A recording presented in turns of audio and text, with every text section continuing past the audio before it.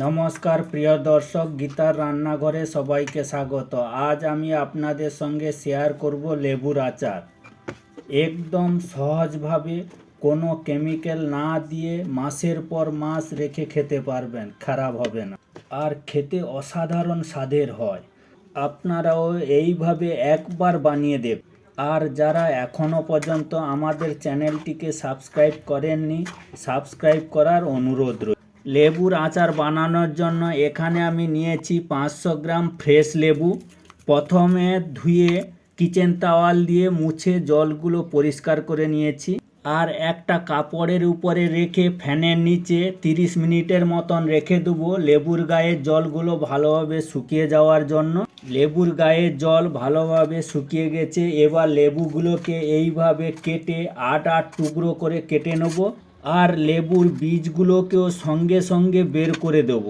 এইভাবে এক এক করে সমস্ত লেবু কেটে বীজগুলোকে বের করে নিয়েছি।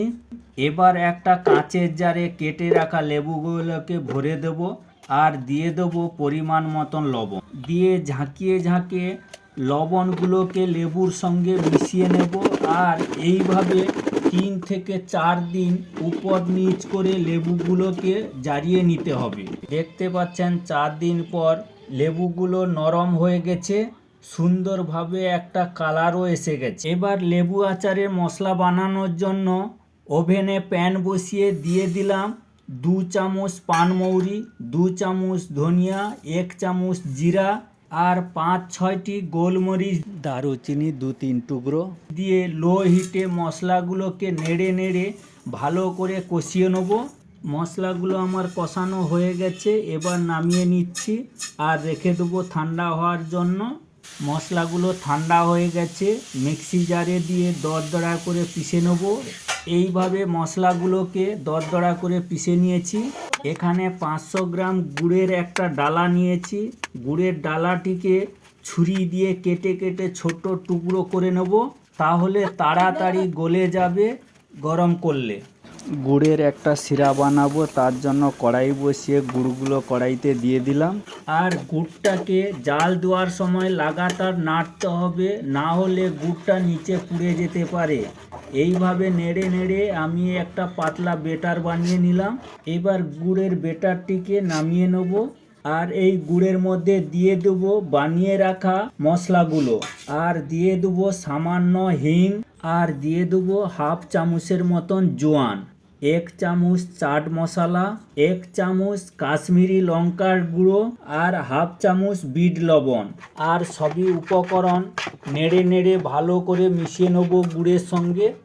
এইভাবে নেড়ে নেড়ে সুন্দর একটা কালার এসে গেছে। মশলা গুড়টি আমার রেডি হয়ে গেছে। এবার মশলা গুড়ের মধ্যে দিয়ে দেব জিরিয়ে রাখা লেবুগুলোকে, আর উপর নিচ করে নেড়ে নেড়ে মাখিয়ে নেব লেবুর সঙ্গে মশলা গুড়গুলোকে। লেবুর সঙ্গে মশলা গুড় মাখানো হয়ে গেছে, আপনারা দেখতে পাচ্ছেন। দেখতে কি অসাধারণ লাগছে। দেখতে যেমন অসাধারণ হয়, খেতেও তার থেকে বেশি লাজবাব হয় এই লেবুর আচারগুলো। আর তার থেকে বেশি লাজবাব টেস্টের হয় এই লেবুর আচার। আপনারা সবাই কমেন্ট করে জানাবেন লেবুর আচারটি কেমন হয়েছে। আর লেবুর আচার রেসিপিটি বন্ধু বান্ধবদের সঙ্গে শেয়ার করতে ভুলবেন না যেন। আবার দেখা হচ্ছে নতুন কোনো রেসিপিতে। আপনারা সকলে ভালো থাকবেন।